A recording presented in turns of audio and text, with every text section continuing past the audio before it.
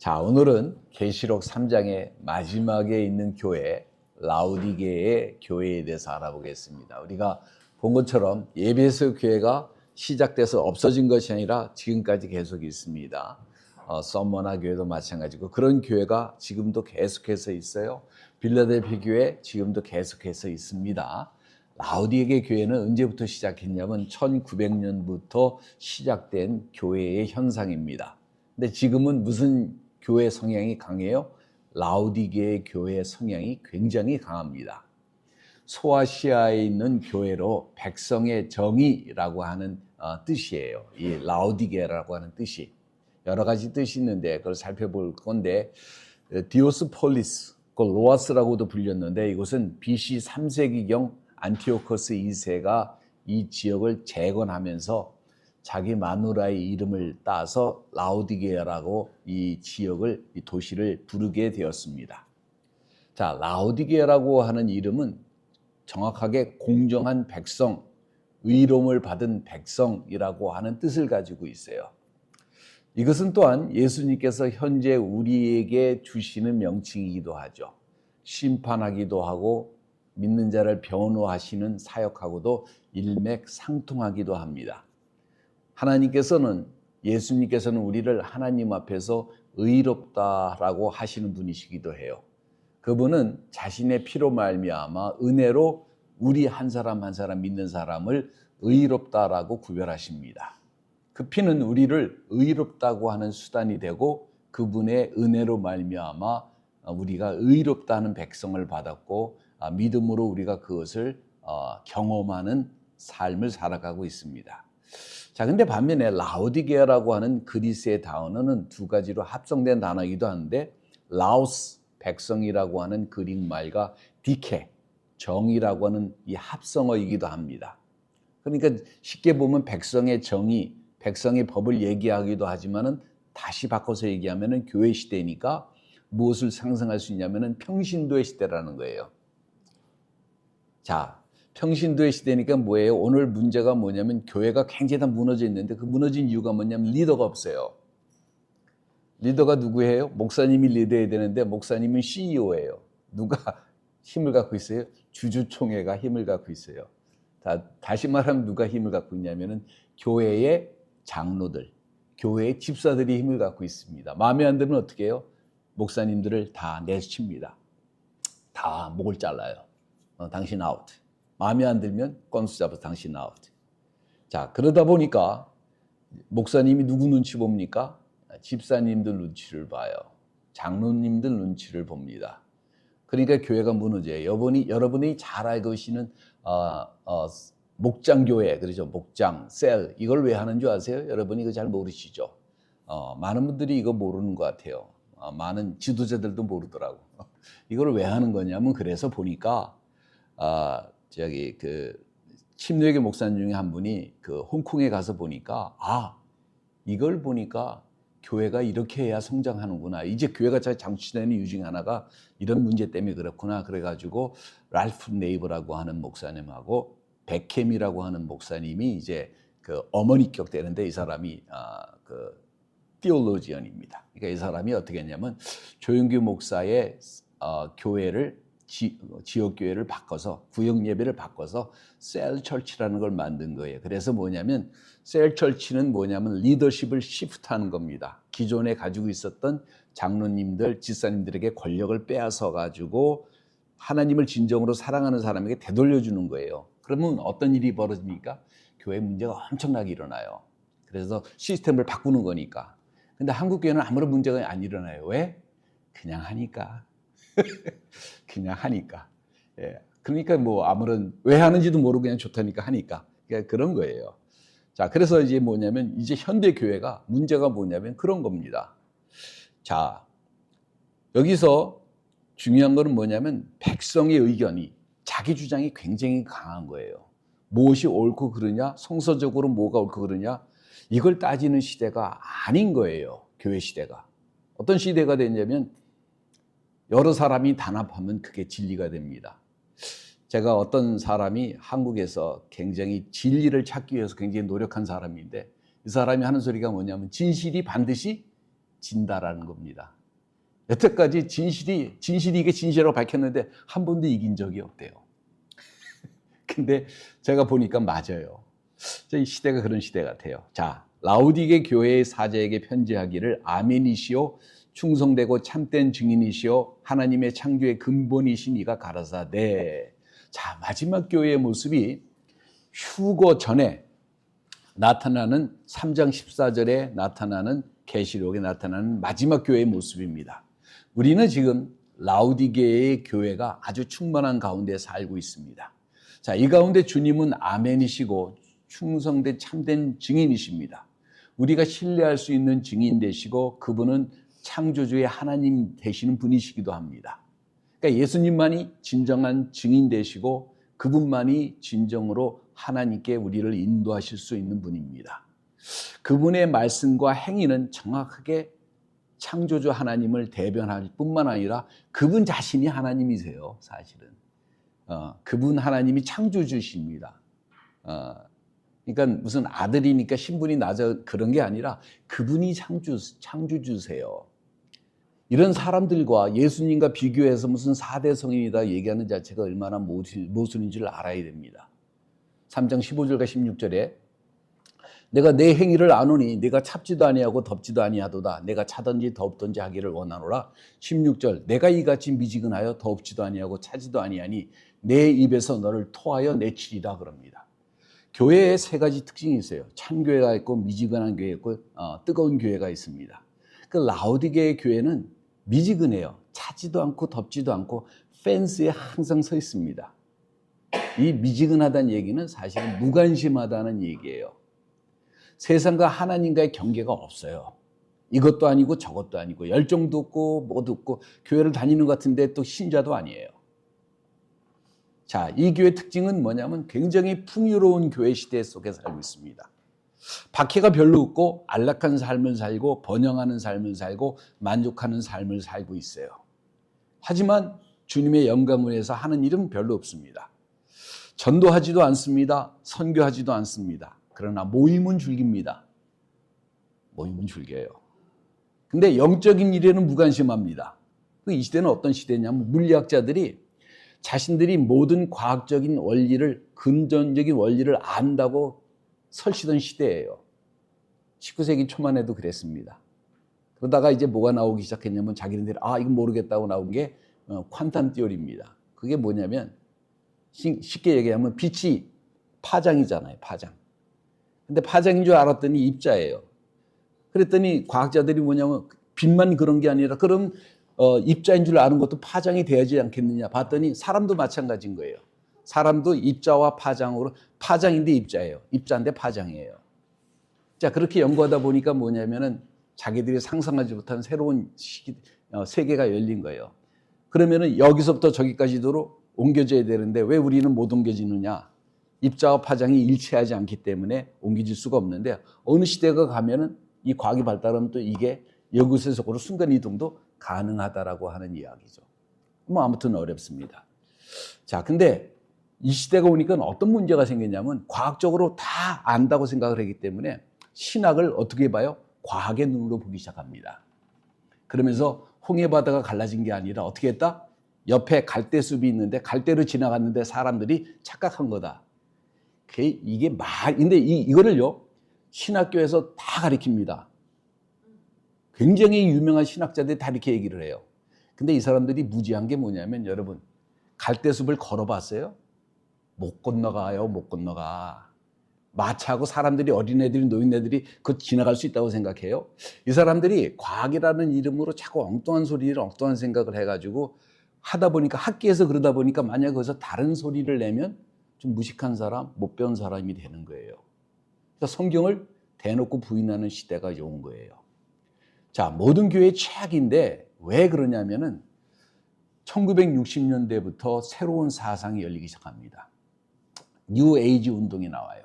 이때 히피가 나옵니다. 히피가 나오면서 마약이 유입되고 동성애가 유입되고 여성운동이 유입되고 환경운동이 유입되고 인권이라는 이름으로 이제 시작하기 시작해서 세상을 망치기 시작을 합니다. 저는요, 미국에 왔을 때 민주당을 지지했어요. 진보 세력이잖아요.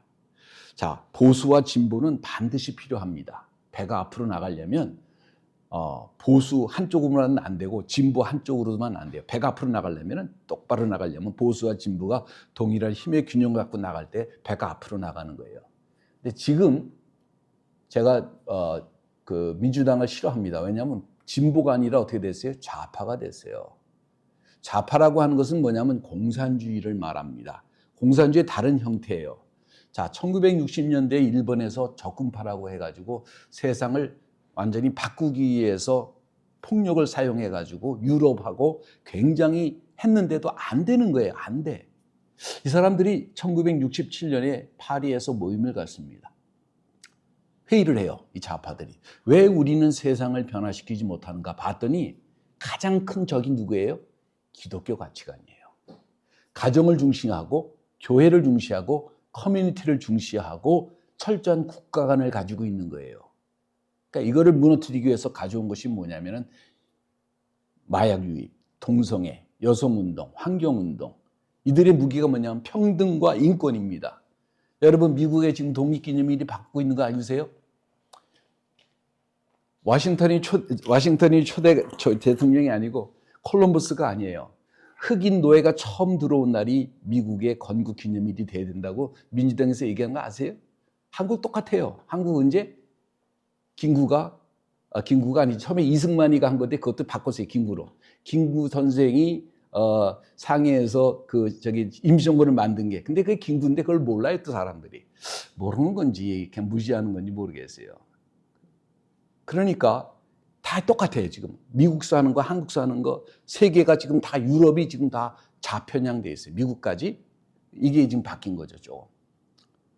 기독교가 탄압받고 있습니다. 여러분 깜짝 놀라셨어요? 아니에요. 오래전부터 미국에서 탄압받았고, 영국에서 탄압받았고, 유럽에서 탄압받았고, 한국에서도 탄압받고 있습니다. 기독교가. 자, 이게 이미 뭐냐면은 문제가 되는 거예요. 자, 예를 들어서 영국의 지금 아들 윌리엄이 아버지의 종교를 뭐냐고 물어보니까 아버지가 뉴 에이저라고 얘기를 합니다. 찰스 황태자가 영국 교회의 수장이 됩니다. 근데 그가 공개적으로 자신이 뭐라고 얘기를 해요? 뉴 에이저 사상을 가지고 있는 사람이라. 자기는 그걸 믿는다고 얘기를 합니다. 뉴 에이지는 1960년대에 시작을 했는데 세계적인 현상으로 번지는데 이 근원이 그리고 히피, 환경론자 그런 다른 그룹의 사람들의 연합을 다 가져옵니다. 자, 뉴에이지 운동이 뭐냐면은 의식을 일깨우는 것이라고 이 사람들이 얘기를 해요.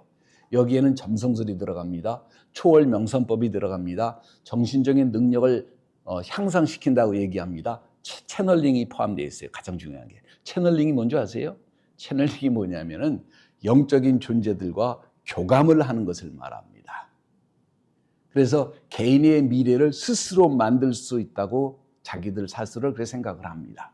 이게 경제, 교육, 군대, 정치까지 상당한 영향을 현대까지 미쳐왔던 거예요. 자, 그러면서 뭐냐면 결국 뭐를 해요? 종교 통합을 주장합니다. 이 종교 통합이라고 하는 것이 계시록 마지막 때에 있는 거예요. 근데 이 종교 통합을 하는데 가장 중요한 것은 성서적인 종교 통합이 아니에요. 모든 종교를 통합시키는 겁니다. 예수님을 부인합니다. 예수님이 뭐하러 십자가에 달려 돌아가셨어요? 종교 통합을 하면. 모든 게 구원에 이르는 도구가 된다면 불교도 구원에 이를 수 있고 모슬람도 구원에 이를 수 있고 기독교도 구원에 이를 수 있다면 예수가 뭐하러 십자가에 달려 돌아가십니까? 의미가 없어지는 거예요. 자, 이런 것들이 교회를 부패시킵니다. 여러분, PCUS의 신학교가 세미나리가 요구에 있어요. 골든게이트 바로 위에 있었습니다. 지금도 있어요. 근데 거기 가면요, 가미공원, 대한민국 태극기가 걸려 있습니다. 태극기가 뭔지 아세요? 주역에 있는 거를 말합니다. 그게 점 보는 거예요. 여러분 깜짝 놀라셨어요? 점 보는 거예요, 그게. 점 보는 건데 그걸 걸어놓고 명상을 합니다. 누가? 신학생들이 점성술, 영매, 요가, 영성운동, 심리학. 자, 예수를 믿으면 사실 이런 게 다 필요가 없어요. 성령을 체험하면 이런 게 다 필요가 없어요. 여러분, 포스트 모더니즘이 믿음을 왜 증오하는지를 알아야 돼요. 포스트 모더니즘은요, 그냥 공산주의 사상입니다. 그거를 좀 색다르게 얘기하는 것 뿐이에요. 이게 대학가를 지금 완전히 사로잡고 있습니다. 음악, 예술, 학교에 다 침투되어 있고 심지어는 유언에도 침투되어 있고 종교와 정치를 단위화시키려고 합니다. 예술을 부인하고 있고. 그러면서 이들이 주장하는 게 뭐예요? 포용성입니다. 왜 다른 사람을 이해하지 못하는가? 다른 사람의 인권을 이해하지 못하는가? 더 많은 사람을 포용해야 된다. 그러면서 종교도 단위화를 시작합니다. 오순절 쪽에서 뭐라고 얘기하냐면 500년 동안 이혼했었는데 이제는 이 이혼을 멈출 때가 됐다. 재결합해야 된다. 이게 뭐예요? 캐토릭과 재결합해야 된다는 거예요. 캐토릭이 그동안 했는지 무슨 짓을 했는지 지금도 무슨 짓을 하고 있는지 모르는 건지 아는 건지 제가 알았노. 근데 캐토릭만 그러느냐? 아니에요. 다른 교단에서 이런 흐름이 다 있습니다. 여러분이 알고 있는 WCC, 대한민국 대형교회가 여기 가입 안 한 교회가 하나도 없습니다. 이게 뭐냐면 다 종교 통합하자는 거예요. 여러분, 장로교가 2개를 크게 합쳤잖아요. 특히 깨졌잖아요. 뭐 장로교가 100여 개가 넘습니다. 한국교회는. 근데 통합하고 그다음에 총신하고 강나루 신학교가 갈라져 있는데 그 이유가 뭐냐면 여기 WCC에 가입해야 되느냐 안 해야 되느냐 가지고 분열해 가지고 장로교회가 크게 갈라진 거예요. 사실은. 근데 지금 2교회가 다 합치고 있어요. 정신적으로 합치고 있다는 얘기입니다. 교단에 합치진 못해요. 왜냐하면 권력 때문에. 자, 정말로 뭐예요? 미지근해서는 안 되는 때고 침묵해서는 안 되는 때고 우리의 미래와 인생이 우리들의 자녀들의 인생이 지금 바뀌고 있어요. 여러분 그걸 아셔야 돼요. 아이들이 대학 가면 왜 이렇게 변하는지 알아야 됩니다. 저도 몰랐어요. 갔다 오더니 우리 딸내미가 완전히 좌파가 됐어요. 그래서 막 책을 주는데 보니까 다 그런 책만 보는 거야. 왜 그런지 몰랐어요. 봤더니 그래서 또 더 봤더니 이런 거예요. 이제는 침묵의 때가 아니고 숨어서 있어도 때가 아니고 미지근해서는 정말 안 되는 때이고 정말로 마지막 때이고 깨어 일어나야 될 때입니다. 노아가 방주를 만들었을 때 어떤 소리를 들었어요? 아, 저 사람들 참 선한 일 한다. 대단한 일 하고 있다. 야, 아무도 못한 일을 하고 있냐? 그러지 않았습니다.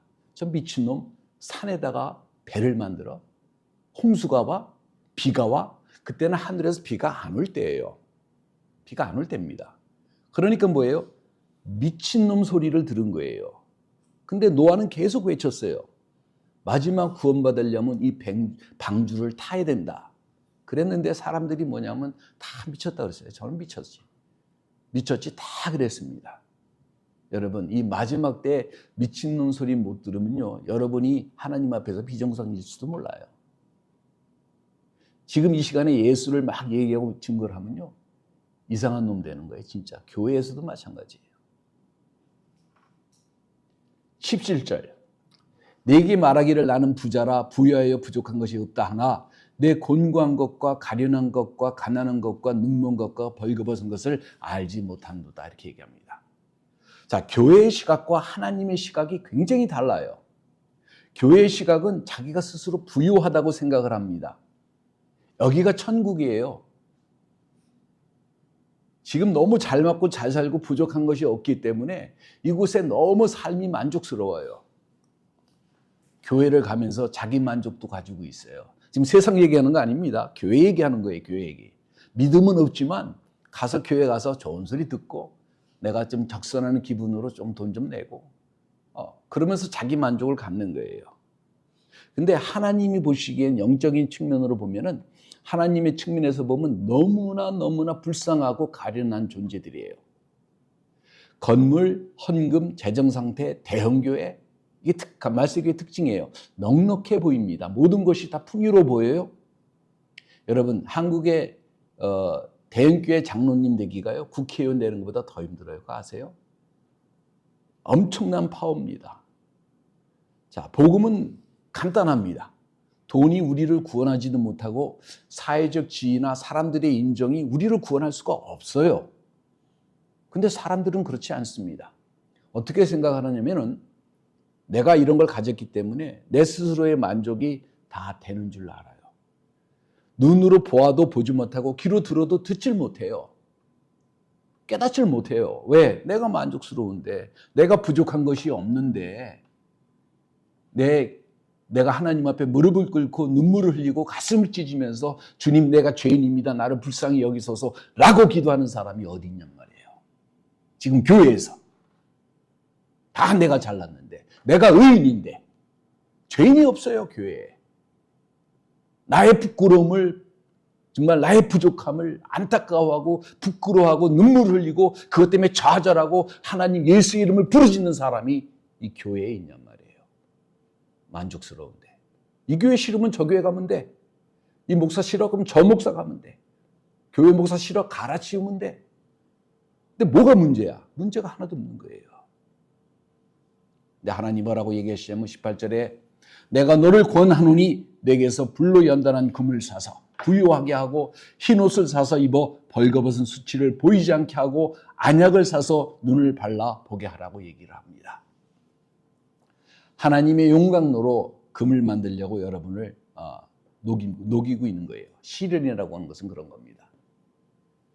시련이 우리를 막 그 고통이 심하면 심할수록 우리가 그 고통 속에서 흘리는 눈물이 많아지고 뼈가 아프고 가슴을 찢고 죽고 싶고 그런 고통 속에서 우리가 부르짖는 게 뭐예요? 예수의 이름을 부르짖게 됩니다. 주여 나를 불쌍히 여기소서. 나를 긍휼히 여기소서. 이런 사람들이 구원을 받는 거예요. 그냥 아무 생각 없이 예수 믿으면 구원받아요. 예수 믿는다고 하세요. 예수 믿습니다. 교회의 이론이 되는 거는요. 그 교회의 이론이지 천국의 이론이 아닙니다. 예수 믿는 게 내가 예수 믿어요. 입으로는 시인하나 행위로는 가증한 자요. 디도서 1장 13절에 되어 있잖아요. 예수를 믿는 것이어야 돼요. 시련, 환난, 고통, 좌절, 부족함이라고 하는 것은 하나님이 우리를 세우신 학교예요. 신학교입니다. 신학교는 정말 안 나와도 돼요. 제가 보니까. 그러나 하나님을 믿으려고 하면서 환난과 고통과 좌절과 자기 부족함을 뼈저리게 느끼고 무릎을 꿇고 기도한 그 사람이 뭐냐면 하나님의 사람인 거예요. 그렇지 않는 사람, 신학교에 나와서 박사학위를 100개를 가지고 있어도 그 사람은 한 심령을 구원할 수 없어요.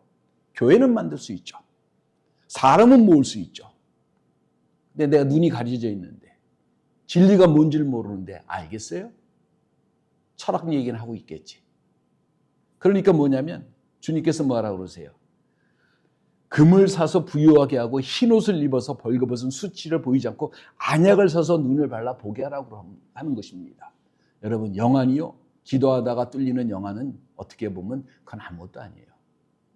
자기의 진정한 모습을, 죄악된 모습을 하나님 앞에서 자기의 모습을 볼 수 있어야 되는 거예요. 내가 얼마나 공고한 자인지, 얼마나 벗은 자인지, 얼마나 가난하고 불쌍한 자인지, 존재가 없는 자인지 깨달아야 돼요. 여러분 내가 없으면 세상이 망할 것 같아요. 여러분 없어져도 웃는 사람은 웃고 우는 사람은 울고 세상에 변하는 건 하나도 없답니다. 우리는요. somebody가 아니라 nobody예요. 그걸 깨달아야 돼요.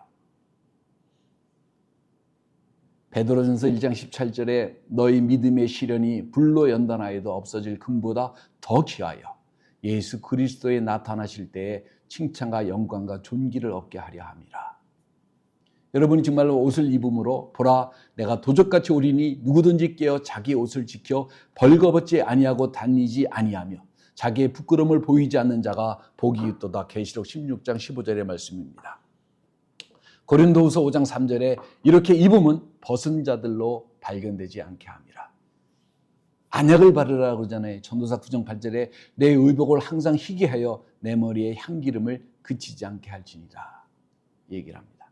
계시록 3장 19절 22절에 무릇 내가 사랑하는 자를 책망하여 징계하노니 그러므로 네가 열심을 내라 회개하라. 20절 볼지어다 내가 문 밖에 서서 두드리노니 누구든지 내 음성을 듣고 문을 열면 내가 그에게 들어가 그로 더불어 먹고 그는 나로 더불어 먹으리라. 21절 이기는 그에게는 내가 내 보좌에 함께 앉게 하여 죽이는 내가 이기고 아버지 보좌에 함께 있는 것 같이 하리라. 22절 기 있는 자는 성령이 교회에게 하시는 말씀을 들을지어다 그럽니다. 이 교회 시대 끝에는 주님께서 문 밖에 계십니다. 우리들의 문, 마음의 문 밖에 계세요. 마음의 문 밖에 계세요. 주님께서 마음의 문 밖에서 계속 우리에게 문을 두드리십니다. 무관심에서 벗어나라고. 무슨 종교가 취미생활 같아요. 하나님 믿는 게 종교인 줄 알고 종교가 취미생활인 것 같아요. 그러니까 뭐냐면은 신앙이 가벼워요, 굉장히. 마음에 안 들면 얼마든지 때려쳐도 그만이에요. 많은 교회 지도자들이 시집 잘 갔다, 장가 잘 갔다 얘기하는 걸 보면요. 애가 돈을 잘 버는 애들하고 결혼한 거예요. 믿음이 있는 사람과 결혼한 게 아니에요. 관념이요. 좀 이상하지 않아요? 정말 하나님 믿는 사람이면 그 사람이 믿음이 있느냐 없느냐 이게 중요한 건데 뭐라고 얘기하냐면 차차 믿겠죠. 그러니까 뭐냐면 이 생각이 안 바뀌었다는 얘기는 이 사람들이 안 믿는다는 겁니다. 껍데기라는 거예요. 껍데기. 무관심에서 벗어나야 돼요. 여러분이 혹시 고난을 당하시는 분이 있으십니까? 이건요. 하나님이 여러분을 사랑하신다는 사랑의 표현입니다. 사람은요. 고난을 당하지 않으면 도무지 주님께 향한 관심이 생기지 않습니다. 그러나 하나님께서 여러분에게 고난을 주셨을 때 그 고난을 당하면요. 하나님을 찾아요. 안 믿는 사람도 하나님을 찾아요. 아이고 하나님. 안 믿는 사람도 이래요. 절 나가는 사람도 아이고 하나님. 여러분이 고난의 과정에 통과하고 계십니까? 여러분 감사하시기 바랍니다. 주님이 여러분을 곁에 부르시기 위해서 부르시는 주님의 음성입니다. 여러분에게 선택의 의지를 주셨어요. 심판으로 갈 것인가? 과연 구원을 받을 것인가? 이 땅은요 굉장히 짧아요. 불교에서 찰나라고 합니다. 이게 찰나예요. 순식간에 지나가는 겁니다. 제가 내일 모레 70이에요. 미국 처음 왔을 때 내일 모레 30이라고 얘기했는데 어느 날 보니까 70이야. 야, 참 이게 순식간입니다. 인생이 아무것도 아니에요. 금방 지나갑니다. 근데 이 짧은 인생을 위해서 그 피땀 흘리고 노력하고 아기다툼하고 근데 왜 영혼을 위해서는 준비를 안 하십니까? 예수님이 완전한 순종을 통해서 부활하심으로 인류를 구원한 것 같이 우리에게도 선택이 남아 있습니다. 무엇을 선택할 것인가? 생명을 선택할 것인가? 영원한 사망을 선택하실 것인가? 여러분 영원한 사망이면 그냥 죽어 없어지면 좋잖아요. 편하잖아요. 그러면 하나님 믿으라는 소리 안 합니다. 근데요. 예수 믿는 사람이나 예수 안 믿는 사람이 똑같이 부활하는데 이 사망은 영원한 지옥불에 들어가서 끊임없이 죽지 않고 그곳에서 고통을 당하는 겁니다. 이게 무서운 거예요. 복음이요. 어떻게 보면 굉장히 잔인한 면이 있고 무서운 면이 있어요. 예수를 믿는다고 하는 것은 그래서 좀 다른 사건이에요. 내가 그냥 입으로 그냥 한번 얘기하지 해서 믿는 게 그게 믿음이 아니라니까. 믿음은요. 비밀스러운 사건일 수가 많아요. 그리고 점진적인 사건일 수도 있어요. 언제 내가 태어났는지 거듭났는지 몰라요. 이게 합치되는 사람도 있어요. 근데 모르는 사람이 더 많아요. 공개적으로 어느 순간이 갔는데 하나님이 임하셔서 성령이 임하니까 그러니까 내가 이때 거듭났구나. 나 거듭난 날짜가 있지라고 얘기하는 사람이 있는데 그런 사람도 있지만 대부분의 많은 사람은 내가 언제 태어났는지도 몰라요. 안에서 예수를 믿는 그 신앙이 생깁니다. 그래서 그 신앙이 나의 삶을 변하고 나의 사고를 변하고 생각을 변하면서 입으로 시인하는 게 이게 진짜 신앙인 거예요. 영이 자각하는 거죠. 영으로 난 것은 영이고 육으로 난 것은 육일 뿐이에요. 자, 영의 변화는 뭐냐면 간단합니다. 성령이 임하셔야 돼요. 성령이 임하시지 않으시면 거듭날 수가 없어요. 근데 누가 성령이 임했는지 몰라요.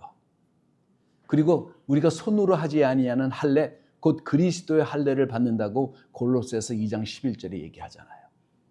영적인 할례를 받아요. 이 할례는 하나님 앞에 구별되어 있다는 표식입니다.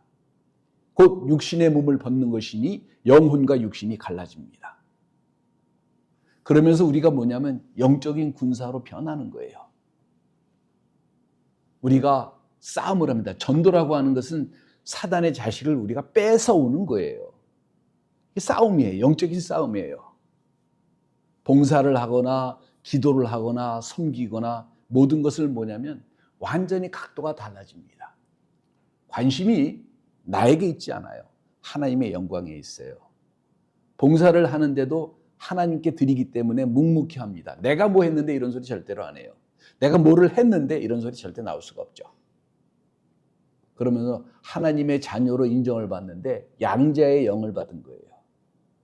네. 그래서 우리가 하나님 아버지라고 부를 수 있는 거예요. 우리가 저번에 얘기한 것처럼 하나님을 아버지라고 부를 수 있는 사람들은 하나님이 직접적으로 창조한 사람만이 할 수 있는 거라고 내 히브리서 연구하면서 얘기를 했잖아요. 보라, 이전 것이 지나가서 새 것이 되었도다. 예수를 그 믿는 순간에 성령께서 우리를 재창조하시는 거예요.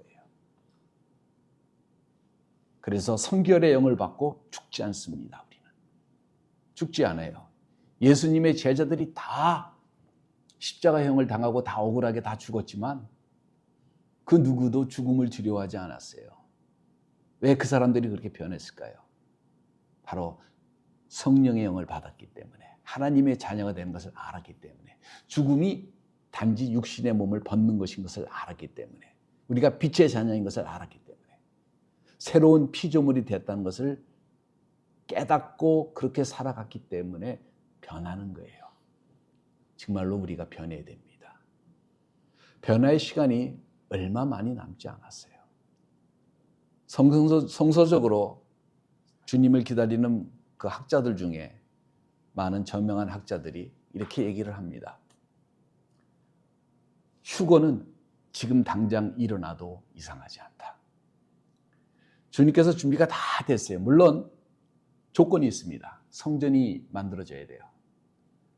그러나 그 성전 만들어진 거 지금도 보세요. 어떻게 이스라엘에서 어떻게 그 예루살렘에다 성전을 지을 수 있을까? 제가 상상도 못했는데 항상 얘기했잖아요. 순식간에 이루어질 거라고. 보세요. 이란이 한꺼번에 초토화됐어요. 중동에서 이제 이스라엘을 대적할 수 있는 세력이 없어졌어요. 아브라함 어콜드라고 그래가지고 이 트럼프가 오래전에 처음 대통령 할 때 세운 건 있는데 다 아브라함 자손끼리 이제 합치자는 거예요. 그래서 조약을 맺게 되면 거기다가 성전 짓게 그러면 그래 그럴 것 같아요. 진짜 언제 될지 몰라요. 어느 순간이 될지 모릅니다. 성서대로 그대로 되어질 겁니다. 여러분, 우리는 정말로 마지막의 마지막 때에 살고 있어요. 성령이 임하셨을 때 교회의 시대가 시작될 때가 마지막 때의 시작입니다. 다니엘서에 보면 이제 마지막의 마지막 때에 서 있어요.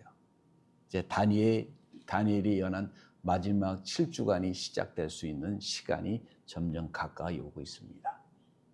제가 협박하려는 거 아니에요. 여러분, 이런 가운데에서 여러분의 선택은 어디에 계십니까? 기도하겠습니다.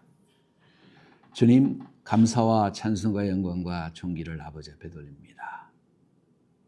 마지막 시대에 눈이 감긴 채로, 귀가 닫힌 채로 영적인 문둥병자가 되었음에도 내 영혼이 썩어가는 것을 하나도 깨달아 알지 못하고, 눈이 있어도 보지 못하고, 귀가 있어도 듣지 못하고, 입술이 있어도 말 같은 말을 하지 못하는 저희들, 주님 앞에 나가기를 원합니다.